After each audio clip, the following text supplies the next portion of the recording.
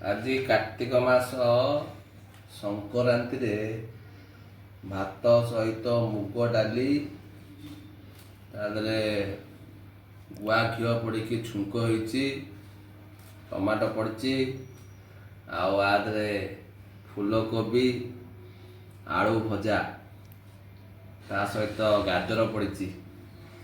ଏବେ ଖାଇବା। କାର୍ତ୍ତିକ ମାସରେ କୋବି ଯେଉଁ ରେଟ୍ ଜାଣିଥିବ,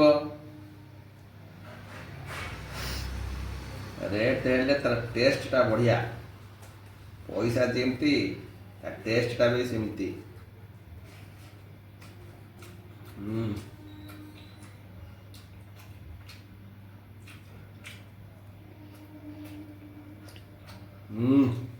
ଟେଷ୍ଟ